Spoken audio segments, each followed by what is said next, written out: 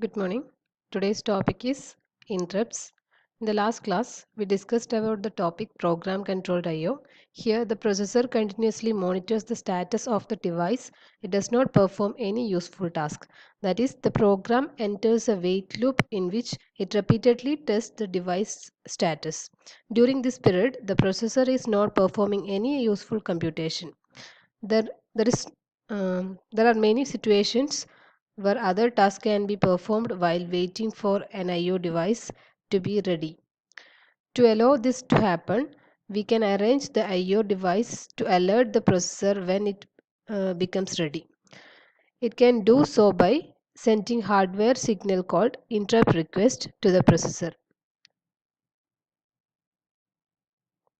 അതായത് നമ്മൾ ലാസ്റ്റ് ക്ലാസ്സിൽ പറഞ്ഞിട്ടുണ്ടായിരുന്നു നമ്മൾ പിന്നെ ഒരു കീബോർഡിൻ്റെ ആണെങ്കിലും അതുപോലെ തന്നെ ഡിസ്പ്ലേ ചെയ്യുന്നതിൻ്റെ ആണെങ്കിലും നമ്മൾ എന്ത് ചെയ്യും കീബോർഡ് എനാബിൾഡ് അല്ലെങ്കിൽ കീബോർഡ് IO റിക്വസ്റ്റ് എന്നൊക്കെ പറഞ്ഞിട്ട് ഡിസ്പ്ലേ റിക്വസ്റ്റ് കീബോർഡ് റിക്വസ്റ്റ് എന്നൊക്കെ പറഞ്ഞിട്ട് റിക്വസ്റ്റ് ഉണ്ടായിരുന്നു. അപ്പോൾ നമ്മൾ എന്താ ചെയ്യുന്നത് വെച്ച് കഴിഞ്ഞാൽ ഈ സ്റ്റാറ്റസ് ബിറ്റ് അതായത് കീ ഇൻപുട്ട് ചെയ്യാനുണ്ടോ അല്ലെങ്കിൽ ഡിസ്പ്ലേ ചെയ്യാനുണ്ടോ എന്നുള്ള സ്റ്റാറ്റസ് ബിറ്റ് ചെക്ക് ചെയ്തുകൊണ്ടിരിക്കും. അപ്പോൾ കീബോർഡിന് എന്തെങ്കിലും കീ എൻ്റർ ചെയ്യാനുണ്ടോ നമ്മൾ എന്ത് ചെയ്യും സ്റ്റാറ്റസ് ചെക്ക് ചെയ്തുകൊണ്ടിരിക്കും. അപ്പോൾ ഈ ഒരു ടൈമിൽ പ്രൊസസ്സർ വേറൊരു ആക്ടിവിറ്റിയും ചെയ്യുന്നുണ്ടാവില്ല. അപ്പോൾ പ്രൊസസ്സറിന് വേറെ ഒരുപാട് ആക്ടിവിറ്റീസ് ചെയ്യാനുണ്ടാവും. ബട്ട് അത് ഈ സ്റ്റാറ്റസ് റെഗുലറി ചെക്ക് ചെയ്യുന്ന സമയത്ത് യൂസ്ഫുൾ ടാസ്ക് ഒന്നും ചെയ്യുന്നില്ല. അപ്പോൾ ആ ഒരു സിറ്റുവേഷൻ ഒഴിവാക്കാൻ വേണ്ടിയിട്ടുള്ള ഒരു ആൾട്ടർനേറ്റ് അപ്രോച്ചാണ് നമുക്കൊരു കീബോർഡിന് ഒരു ഡാറ്റ എൻ്റർ ചെയ്യാനുണ്ടെങ്കിൽ അല്ലെങ്കിൽ മോണിറ്ററിലേക്ക് ഒരു ഡാറ്റ ഡിസ്പ്ലേ ചെയ്യാനുണ്ടെങ്കിൽ സം ഹാർഡ്വെയർ ഇൻട്രപ്റ്റ് ജനറേറ്റ് ചെയ്യാം. അങ്ങനെ ഇൻട്രപ്റ്റ് ജനറേറ്റ് ചെയ്ത് കഴിഞ്ഞാൽ ആ ഒരു മൊമെൻറ്റിൽ മാത്രം നമ്മൾ കീബോർഡിനെയോ അല്ലെങ്കിൽ ഡിസ്പ്ലേ ഡിവൈസിനെയോ ശ്രദ്ധിച്ചാൽ മതി. അല്ലാത്ത കേസിൽ നമ്മൾ കണ്ടിന്യൂസ്ലി ഇത് മോണിറ്റർ ചെയ്തുകൊണ്ടിരിക്കേണ്ടി വരും. അപ്പോൾ ഇൻട്രപ്റ്റ് വരുവാണെങ്കിൽ ഇൻട്രപ്റ്റ് വരുന്ന ആ ഒരു ആ ഒരു ടൈമിൽ നമ്മൾ എന്ത് ചെയ്താൽ മതി കറസ്പോണ്ടിങ് ആക്ഷൻ ചെയ്താൽ മതി. അപ്പോൾ നമുക്ക് കണ്ടിന്യൂസ് ആയിട്ട് മോണിറ്റർ ചെയ്യേണ്ട ആവശ്യം വരുന്നില്ല. അതാണ് ഈ ഹാർഡ്വെയർ ഇൻട്രപ്റ്റ് കൊണ്ടുള്ള use.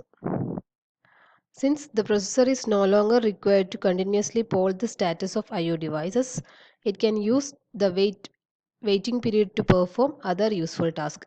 Indeed, by using interrupts, such waiting periods can be ideally eliminated. അതായത് നമുക്ക് ഈ വെയിറ്റ് ചെയ്യേണ്ട ആവശ്യമില്ല. അതായത് നമുക്ക് ഇടയ്ക്കിടയ്ക്ക് ചെക്ക് ചെയ്തുകൊണ്ടിരിക്കേണ്ട ആവശ്യം വരുന്നില്ല. പ്രൊസസ്സറിന് വെയിറ്റ് ചെയ്യേണ്ട ആവശ്യം വരുന്നില്ല. നമുക്ക് റിക്വസ്റ്റ് അതായത് ഇൻട്രപ്റ്റ് റിക്വസ്റ്റ് വരുന്ന സമയം മാത്രം കീബോർഡിനെ അല്ലെങ്കിൽ ഡിസ്പ്ലേ ഡിവൈസിനെ എന്തിനെ ആയാലും മോണിറ്റർ ചെയ്താൽ മതി. അല്ലാത്ത ടൈമിൽ നമുക്ക് യൂസ്ഫുൾ ആക്ടിവിറ്റീസ് ചെയ്യാൻ വേണ്ടി പറ്റും.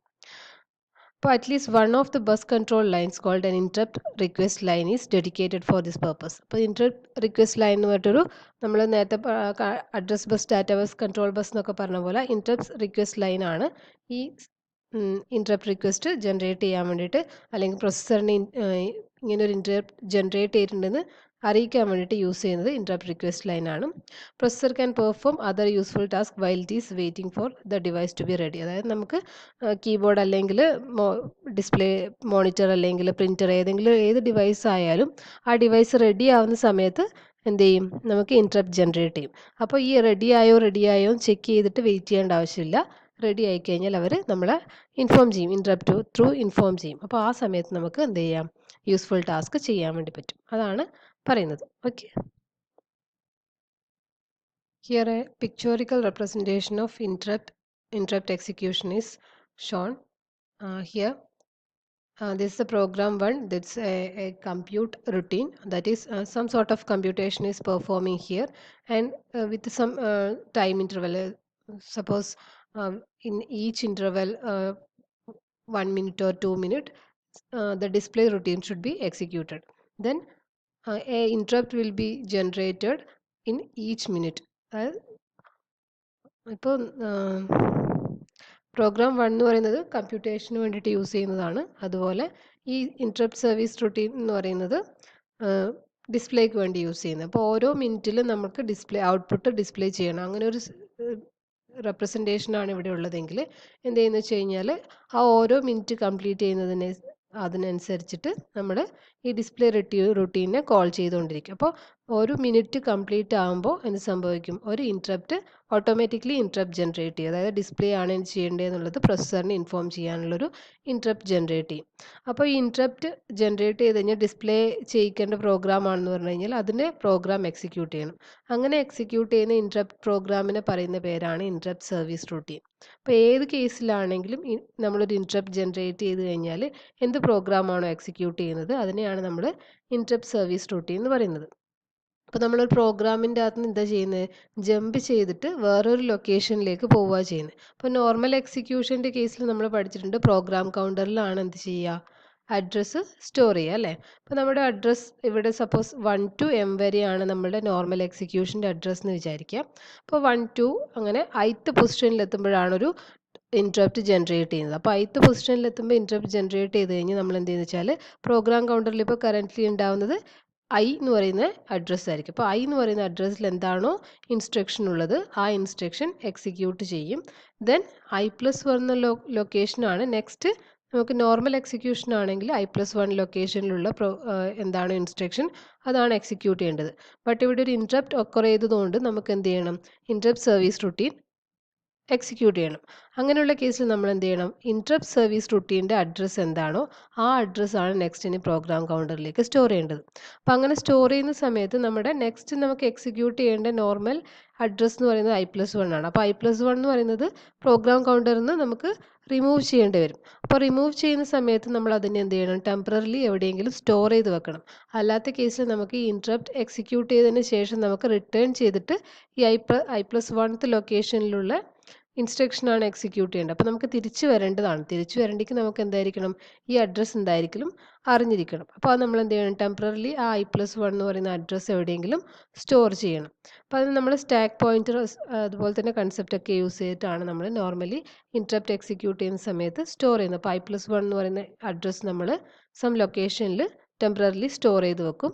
അതിനുശേഷം നമ്മൾ എന്ത് ചെയ്യും, ഇൻട്രപ്റ്റ് സർവീസ് റൂട്ടീൻ എക്സിക്യൂട്ട് ചെയ്യും. പ്രോഗ്രാം കൗണ്ടറിൽ ഈ ഫസ്റ്റ് ഇൻസ്ട്രക്ഷൻ്റെ അഡ്രസ്സ് സ്റ്റോർ ചെയ്യും. ദെൻ നമ്മൾ കണ്ടിന്യൂസ്ലി എക്സിക്യൂട്ട് ചെയ്യും. ലാസ്റ്റ് ഇൻസ്ട്രക്ഷൻ എക്സിക്യൂട്ട് ചെയ്യുന്ന സമയത്ത് program counter should be loaded with the i+1 address and the normal execution will be completed until V reach the instruction mth location. Okay, അപ്പോൾ അതിൻ്റെ steps ആണ് ഇവിടെ ഉള്ളത്. Processor is executing the instruction located at the I went N interrupt occurs. ith ലൊക്കേഷനിൽ ആണ് നമ്മൾ ഉള്ളത് ഒരു ഇൻട്രപ്റ്റ് ഒക്കർ ചെയ്യുന്ന സമയത്ത്. Routine executed in response to an interrupt service is called interrupt service routine. When an interrupt occurs, control must be transferred to the interrupt service routine. Interrupt വന്നു കഴിഞ്ഞാൽ interrupt service റുട്ടീനിലേക്ക് control transfer ചെയ്യും. But before transforming controlling to the content of PC i+1 must be saved in a known location. എവിടെയെങ്കിലും ഒരു ലൊക്കേഷനിലേക്ക് ഈ i+1 എന്ന് പറയുന്ന address store ചെയ്ത് വെച്ചിരിക്കണം. This will enable the return from the interrupt instruction to resume execution i+1. നമ്മൾ ഇവിടുന്ന് execution complete ചെയ്ത് കഴിഞ്ഞാൽ നമുക്ക് ഈ ഒരു ലൊക്കേഷനിൽ നിന്ന് റെസ്യൂം ചെയ്തിട്ട് കറണ്ട് എക്സിക്യൂഷൻ കംപ്ലീറ്റ് ചെയ്യാൻ വേണ്ടി പറ്റും. Return address or the content of PC are usually stored on the processor stack. Normally നമ്മൾ സ്റ്റാക്കിലാണ് റിട്ടേൺ അഡ്രസ് ഒക്കെ സ്റ്റോർ ചെയ്യൽ. ഓക്കെ, അപ്പോൾ ഇതാണ് ഇൻട്രപ്റ്റ് എക്സിക്യൂഷൻ്റെ ഒരു സ്റ്റെപ്സ് എന്ന് പറയുന്നത്. ഈ ഒരു സ്റ്റെപ്പ് ഫോളോ ചെയ്തിട്ടാണ് ഇൻട്രപ്റ്റ് എക്സിക്യൂഷൻ നടക്കുന്നത്. ഇതൊരു ഇമ്പോർട്ടൻ്റ് ആയിട്ടുള്ള കൺസെപ്റ്റാണ് ഇൻട്രപ്റ്റ് എന്ന് പറയുന്നത്, അതുപോലെ തന്നെ ഇൻട്രപ്റ്റ് എക്സിക്യൂഷനും. ഓക്കെ, അതുപോലെ തന്നെ വരുന്ന ഒരു കൺസെപ്റ്റാണ് ഇൻട്രപ്റ്റ് അക്നോളജ് എന്ന് പറയുന്നത്. അതായത് നമുക്കൊരു ഇൻട്രപ്റ്റ് ജനറേറ്റ് ചെയ്ത് കഴിഞ്ഞാൽ, ഇപ്പം നമ്മൾ നേരത്തെ സ്ലൈഡിൽ കാണിച്ചതുപോലെ ഇൻട്രപ്റ്റ് ഇവിടെ ജനറേറ്റ് ചെയ്ത് കഴിഞ്ഞു. ith ലൊക്കേഷൻ നമുക്ക് ഇൻട്രപ്റ്റ് ജനറേറ്റ് ചെയ്തു. ഇൻട്രപ്റ്റ് നമ്മൾ എക്സിക്യൂട്ട് ചെയ്തിട്ട് തിരിച്ച് വന്നിട്ട് നമ്മൾ വീണ്ടും ഈ ഒരു ലൊക്കേഷനിൽ എത്തുന്ന സമയത്ത് ആ ഇൻട്രപ്റ്റ് അവിടെ തന്നെ ഉണ്ടെങ്കിൽ നമ്മൾ എന്താ ചെയ്യുക, വീണ്ടും ഇൻട്രപ്റ്റ് വന്നിട്ടുണ്ട് എന്നാണ് മീൻ ചെയ്യുന്നത്. അപ്പോൾ നമ്മൾ വീണ്ടും അത് എക്സിക്യൂട്ട് ചെയ്യാൻ വേണ്ടി പോകും. അപ്പോൾ നമ്മൾ എപ്പോഴെങ്കിലും ഒരു ഇൻട്രപ്റ്റ് വന്നു എന്ന് അറിഞ്ഞു കഴിഞ്ഞാൽ ഇൻട്രപ്റ്റിൻ്റെ പ്രൊസസ്സർ അതിനെ ഇൻട്രപ്റ്റ് സർവീസ് റൂട്ടീൻ എക്സിക്യൂട്ട് ചെയ്യാൻ വേണ്ടിയിട്ട് പോയി കഴിഞ്ഞ് കഴിഞ്ഞാൽ നമ്മൾ എന്ത് ചെയ്യണം, ഇതിന് ഇൻട്രപ്റ്റ് നമുക്കിപ്പോൾ ഏത് ഡിവൈസിൽ നിന്നാണോ നമുക്ക് ആ ഇൻട്രപ്റ്റ് വന്നിരിക്കുന്നതെങ്കിൽ ആ ഡിവൈസിന് നമ്മൾ അക്നോളജ് ചെയ്യണം. അതായത് നിങ്ങളുടെ ഇൻട്രപ്റ്റ് നമ്മൾ നോട്ട് ചെയ്ത് കഴിഞ്ഞു എന്ന് പറഞ്ഞിട്ട് അക്നോളജ് ചെയ്യണം. അങ്ങനെയാണെങ്കിൽ മാത്രമേ ആ ഇൻട്രപ്റ്റ് സർവീസ് റൂട്ടീൻ നമ്മൾ തന്നിരിക്കുന്ന ഇൻട്രപ്റ്റ് എന്ത് ചെയ്യലും അവരവിടുന്ന് റിമൂവ് ചെയ്ത് കളയുള്ളൂ.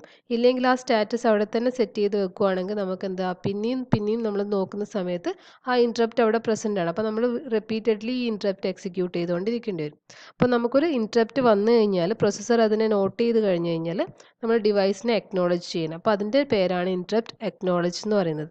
അപ്പോൾ ഡിവൈസിനെ അക്നോളജ് ചെയ്ത് കഴിഞ്ഞാൽ ആ ഇൻറ്ററപ്റ്റിനെ അവരെന്ത് ചെയ്യും, ഡിവൈസിൽ നിന്ന് റിമൂവ് ചെയ്യും. അങ്ങനെയാകുമ്പോൾ നമുക്ക് പിന്നീട് ആ ഇൻറ്ററപ്റ്റ് ഉണ്ടാവില്ല. പിന്നെ അവർ വീണ്ടും ഒരു ഇൻറ്ററപ്റ്റ് ജനറേറ്റ് ചെയ്താൽ മാത്രമേ നമുക്ക് ഇൻറ്ററപ്റ്റിൻ്റെ സ്റ്റാറ്റസ് സെറ്റ് ചെയ്തിട്ടുണ്ടാവുള്ളൂ.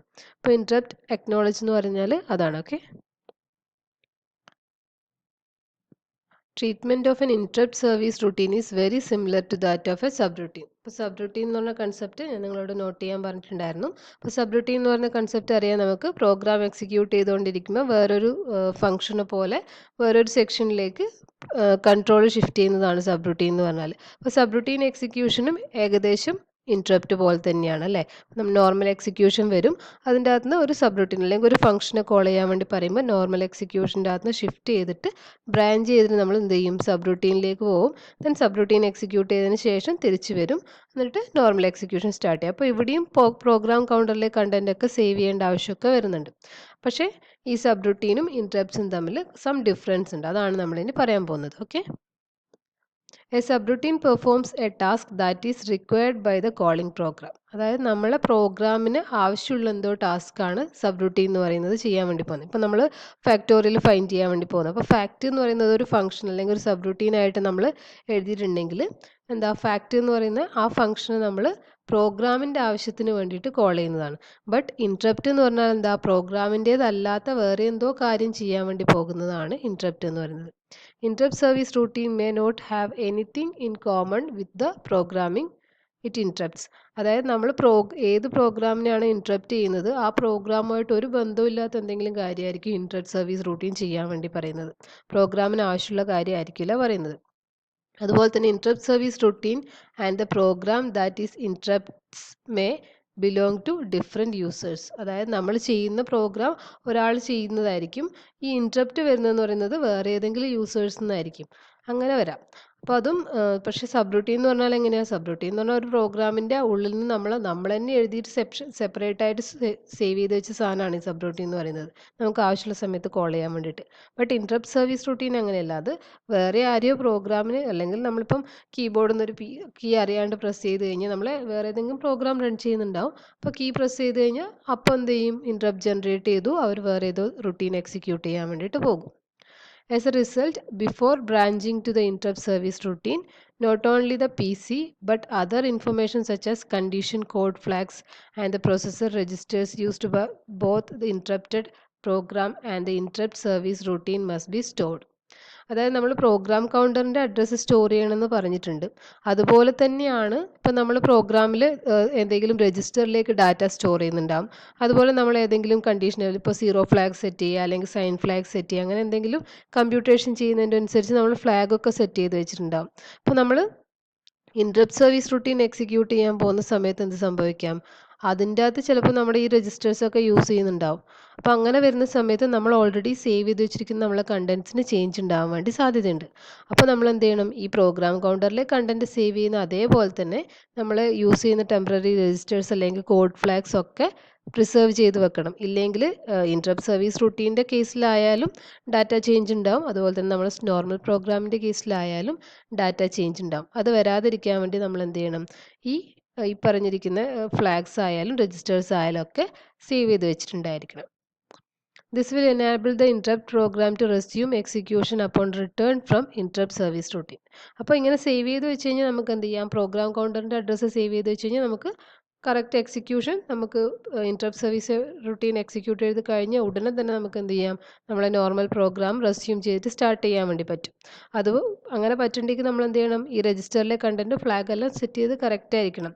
അപ്പോൾ ഫ്ലാഗിലെ ഡാറ്റയെല്ലാം നമുക്ക് ചേഞ്ച് ചെയ്ത് പോയിട്ടുണ്ടെങ്കിൽ നമ്മൾ എക്സിക്യൂട്ട് ചെയ്ത് കഴിഞ്ഞാൽ പ്രോഗ്രാമിൻ്റെ ഔട്ട്പുട്ട് തെറ്റാൻ ചാൻസ് ഉണ്ട്, എറർ വരാൻ ചാൻസ് ഉണ്ട്. അപ്പോൾ അങ്ങനെ ഒഴിവാക്കാൻ വേണ്ടിയിട്ടാണ് നമ്മൾ എന്ത് ചെയ്യുന്നത്, ഇതൊക്കെ പ്രിസർവ് ചെയ്ത് വെക്കുന്നത്. അപ്പോൾ നമുക്ക് ഇൻറ്ററപ്റ്റ് സർവീസ് റൂട്ടീൻ എക്സിക്യൂട്ട് ചെയ്ത് റിട്ടേൺ റെസ്യൂം ചെയ്തിട്ട് നോർമൽ എക്സിക്യൂഷൻ എക്സിക്യൂട്ട് ചെയ്യാം. അപ്പോൾ കറക്റ്റ് ആയിട്ടുള്ള റിസൾട്ട് തന്നെ നമുക്ക് കിട്ടും. ഓക്കെ. ഇപ്പോൾ ഇൻറ്ററപ്റ്റിൻ്റെ ഇനിയും ക്ലാസ്സസ് ഉണ്ട്, അപ്പോൾ ബാക്കിയുള്ള സെക്ഷൻ നമുക്ക് അടുത്ത വീഡിയോൻ്റെ അകത്ത് ഇടാം. അപ്പോൾ ഇത്രയും കാര്യങ്ങൾ മാത്രമേ ഇതിൻ്റെ അകത്തുള്ളൂ. അപ്പോൾ ഇൻറ്ററപ്റ്റിൻ്റെയും അതുപോലെ തന്നെ സബ് റൂട്ടീൻ്റെയും ഡിഫറൻസസ് നിങ്ങൾ നോട്ട് ചെയ്ത് വെക്കണം, അത് ഇമ്പോർട്ടൻ്റ് ആണ്. അതുപോലെ തന്നെ ഇൻറ്ററപ്റ്റ് എക്സിക്യൂഷൻ്റെ സ്റ്റെപ്സ് അതും ഇമ്പോർട്ടൻ്റ് ആണ്. Okay.